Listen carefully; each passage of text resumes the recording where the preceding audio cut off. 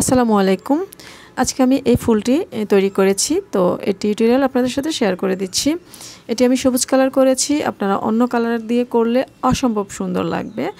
আর যে কোনো কাজের ডেকোরেশনে তো আমাদের এই ফুলগুলো লেগেই যায়। তো চলুন দেখে নিচ্ছি কী কী লাগছে। 9টা সুতা নিয়েছি কাজ করার জন্য, আর 10 নম্বর হুক নিয়েছি। আপনারা যে কোনো সুতায় কাজটি করতে পারবেন, নিয়ম একই থাকবে। প্রথমে এভাবে আঙ্গুলের মধ্যে ক্রসের মতো করে নিয়ে আমি একটি স্লিপ নট করে নিয়েছি। দেন আমি এখানে চেইন করে নিচ্ছি।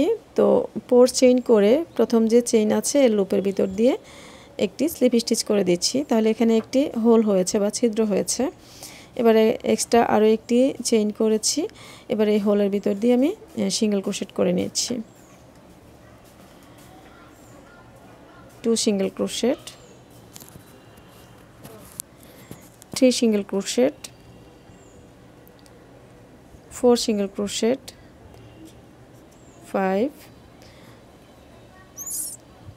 এক্সট্রা যে সুতাটি ছিল এটিকে আমি কাজের ভিতরে হাইড করেছি। 6 7 8 এখানে 9 সিঙ্গেল ক্রোশেট করেছি। এরপর প্রথম যে সিঙ্গেল ক্রোশেটের চেইনটি আছে, স্টিচ আছে, এর ভিতর দিয়ে আমি একটি স্লিপ স্টিচ করে দিচ্ছি। এরপর আমি চেইন করছি, 3 চেইন করেছি। 3টি চেইন করে 2 ঘর স্কিপ করে 3 নাম্বার ঘরে, 3rd নাম্বার ঘরে আমি একটি সিঙ্গেল ক্রোশেট করে দিচ্ছি। এরপর আবার 3 চেইন করে 3rd নাম্বার ঘরে একটি সিঙ্গেল ক্রোশেট করে দিচ্ছি। 3 চেইন এবং একদম যে প্রথম যেখান থেকে চেইন শুরু করেছিলাম সেই ঘরের এখানে আমি একটি সিঙ্গেল ক্রোশেট করে অথবা স্লিপ স্টিচ করে জয়েন করে দিব শেষের এই ঘরটি, তাহলে ভালোভাবে ফিনিশিং আসবে। এবারে আমি যে প্রথম যে চেনের স্পেসটি আছে এই স্পেসের এখানে একটি সিঙ্গেল ক্রোশেট করেছি, করে সেই ঘরে গিয়েছি, মানে চলে গিয়েছি। এরপরে 3টি চেইন করে একটি ডাবল ক্রোশেট করেছি, সেই চেইনের স্পেসে 2টি ডাবল ক্রোশেট করেছি, 3টি ডাবল ক্রোশেট করেছি, 4টি ডাবল ক্রোশেট করেছি, 5টি ডাবল ক্রোশেট। তো 5 ডাবল ক্রোশেট করে এখানে আবারও আমি চেইন করছি, 3 চেইন করে সেই সেম স্পেসে একটি স্লিপ স্টিচ করে জয়েন করে দিয়েছি। তাহলে আমার একটি পাপড়ি হয়েছে। তো পরবর্তী যে চেনের স্পেসটি আছে এখানে আবারও একটি সিঙ্গেল ক্রোশেট করে সেই ঘরে চলে যাব, দ্বিতীয় যে চেনের স্পেস আছে সেখানে। এরপর 3টি চেইন করব, 3টি চেইন করে সেই চেনের স্পেসে ডাবল ক্রোশেট করে নেব।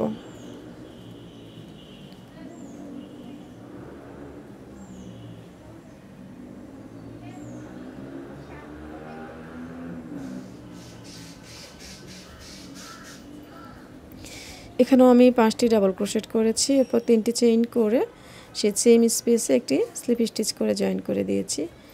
তাহলে 2টি পাপড়ি হয়েছে। এবার 3rd নাম্বার যে চেনের স্পেস আছে এখানে একটি সিঙ্গেল ক্রোশেট করে সেই ঘরে সুতাকে নিয়েছি আমি।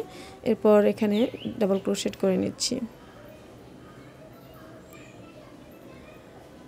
প্রত্যেকবারে পাপড়ি করার আগে এই যে পরবর্তী যে চেনের স্পেস থাকে এই চেনের স্পেসে একটি করে সিঙ্গেল ক্রোশেট করে সেই ঘরে আগে যেতে হবে। তারপর 3টি চেইন করে 5টি ডাবল ক্রোশেট করে আবার 3টি চেইন করে সে একই ঘরে একটি স্লিপ স্টিচ করে দিলে প্রত্যেকটি পাপড়ি হয়ে যায়। তো আমি এখানে 3টি পাপড়ি করে নিয়েছি। এবারে নেক্সট রাউন্ডের জন্য আমি এখানে বেস তৈরি করব, পাপড়ি তৈরির যে বেস। তো এখানে আমি 4টি চেইন করেছি। তো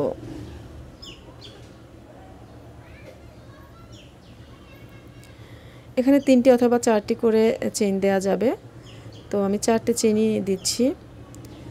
তো প্রথম যে পাপড়িটি আছে এর মাঝ বরাবর আমি একটি সিঙ্গেল ক্রোশেট করে জয়েন করে দিয়েছি। আবারও 4টে চেইন করে পরের যে পাপড়িটি আছে এর একটু প্রথম দিকে আমি এই একটি সিঙ্গেল ক্রোশেট করে জয়েন করে দিয়েছি। এরপর আবারও 4টি চেইন করে সেই দ্বিতীয় পাপড়ির একটু শেষের দিকে এসে আমি আরেকটি সিঙ্গেল ক্রোশেট করে জয়েন করে দিয়েছি। তো 3টি হয়েছে। এবারে 4 নাম্বার চেইনটিকে আমি 4টি চেইন করে 3 নাম্বার যে পাপড়িটি আছে এর মাঝখানে একটি সিঙ্গেল ক্রোশেট করে জয়েন করে দিয়েছি। তাহলে 4টি হয়েছে। 4টি পাপড়ির বেজ হয়েছে। এরপর আবার 4টি চেইন করে একদম প্রথম যেখান থেকে চেইন শুরু করেছিলাম সেই জায়গাতে আমি এখানে লুপের ভিতর দিয়ে জয়েন করে দিব। এখানে স্লিপ স্টিচ করব, এখানে আর সিঙ্গেল ক্রোশেট করব না, তাহলে সুন্দর ফিনিশিং আসবে। তো 5টি পাপড়ির জন্য বেস তৈরি হয়েছে। এবারে আমি সে প্রথম যে চেনের স্পেসটি করেছি এর মধ্যে একটি সিঙ্গেল ক্রোশেট করেছি, করে প্রথম যে চেনের স্পেস এর মধ্যে এই ঘরটিতে চলে যেতে হবে সিঙ্গেল ক্রোশেট দিয়ে। এরপর 3টি চেইন করে সেই চেনের স্পেসে ডাবল ক্রোশেট করে নিয়েছি। অলরেডি 2 হয়েছে, 3 4 5 6, তো 6 ডাবল ক্রোশেট করে 3 চেইন করে তারপর আবার একটি স্লিপ স্টিচ করে একটি পাপড়ি তৈরি করে নিয়েছি। তো নেক্সট চেনের স্পেসে আমি একটি সিঙ্গেল ক্রোশেট করে চলে যাব এবং 3টি চেইন করে এখানে সেই চেনের স্পেসে আমি ডাবল ক্রোশেট করে নিয়েছি।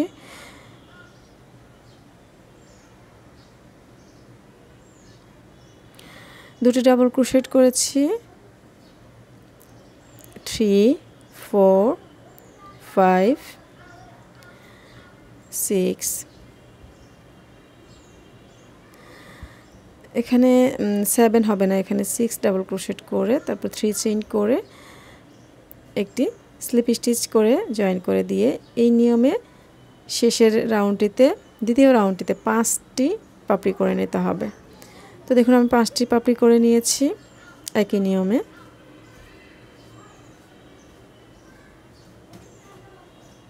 এরপর এক্সট্রা একটি চেইন করে আমি এই সুতাটিকে কেটে নিচ্ছি।